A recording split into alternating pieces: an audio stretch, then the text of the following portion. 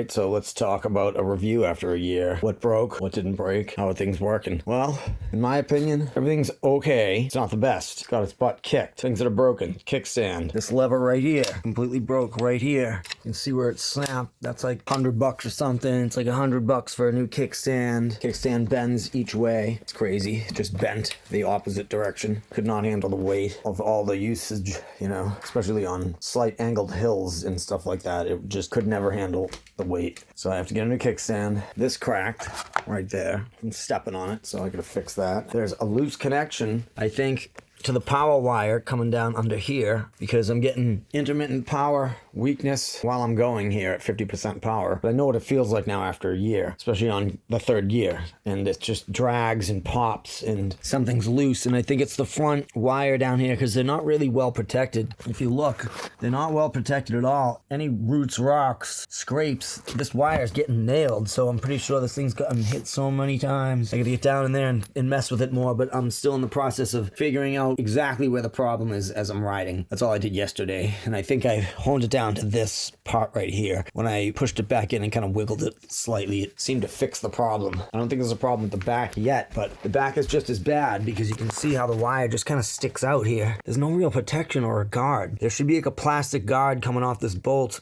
that just kind of wraps over all of this. So things can't scrape this and hit that, really. Maybe a small thin one to cover just straight over here so this can stay open if it needs the air. If not, build a big one. But I need a cover on that. Preferably one up front too. Some sort of cover for the one on this side down here, you know, some sort of cover. If it had a cover coming off this bolt, just kind of covered a nice thick plastic casing or metal, something like that, just to protect this wire because it gets its butt kicked. I can tell. Problem is definitely right there, and that's my guess, and I'm pretty sure I'm right.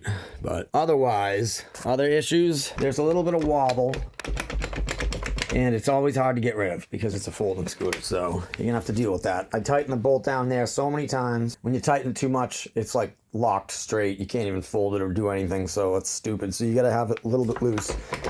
You probably always have to deal with a little bit of that. Otherwise, the nut for the shock has never come loose at all. Nothing really comes loose down here. I tighten everything pretty often, but you do have to keep up with the shocks. It's just good. Check them all the time. Make sure nothing is loose. Just in case. When you're beating on it as much as I am, you have to check it. My charger died. That's right. The charger slipped off that table, like slightly onto some of that stuff and hit the floor and just died. So I had to get a new one. And the new charger is different from the old one. It's just bigger in a different model or something, but it's from Roadrunner and it's for the D4 Plus, so I'm good on that front. Otherwise, everything else is okay. Handlebars wore out.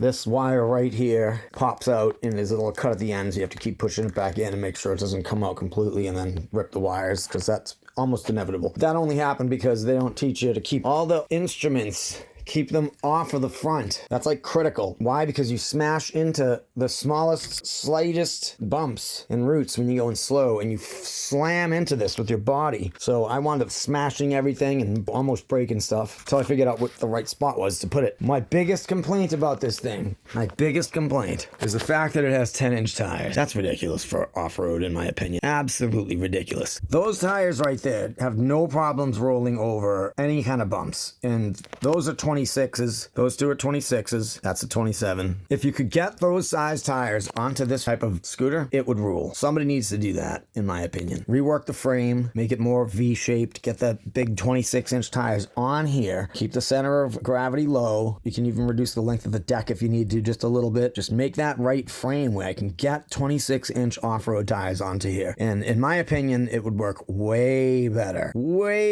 than these weak 10-inch tires. I have stopped short hitting rocks like that high, literally 1 or 2 inches, going sort of slow. It stops me short and I slam into the handlebars and the back end comes up and I fly around, and it's like I've flown off the front probably 3 or 4 times in this past year. So this type of riding is not for everybody. You gotta be ready to jump off this thing anytime you need to, really quickly. I had golf hole size divots in the grass and it stops me short. What happens is you don't go over the handlebars, you smash your knees and legs straight into that. That rear end flips up like this and then comes down sideways, so you get like avoid it as it's coming down. And this thing's like 75 pounds, so when it's coming down on you, it's kind of dangerous. Every part of this is dangerous. I've smashed my legs so many times. Do I have to prove it? This is all from the scooter. Look at that, from the scooter. Smashing it into my leg. Other good advice. I managed to find one of these on the trail that actually fits the nut or the bolt. So these caps can help a lot. I wish I could get more. I'm probably gonna order more at some point and cover every one of these nuts and bolts with smooth round plastic, because it's like lethal. It feels lethal. Even the deck, anything that hits you, it's so much weight, it just hurts so bad. So that's the other problem with this thing, is the absolute weight of it. But I understand why it needs to be heavy, because it's off-road. Kind of needs to be built like a tank in order to handle the insane roughness of the trails. But these tiny tires and the spring shocks, no good. Like, I'll ride this for months and then hop onto a bike, and the bikes are like heaven on earth. It's like riding on clouds. They just roll over everything easily. And the bike on the left, my mountain bike, has coil shocks, and it's still awesome compared to this thing. So what gives coil shocks? They're just too small, too stiff. I'm gonna have to get in there and try to adjust them. I don't know. I'm gonna have to try to look for some upgrades. I don't know if they make air shocks for e-scooters yet, so...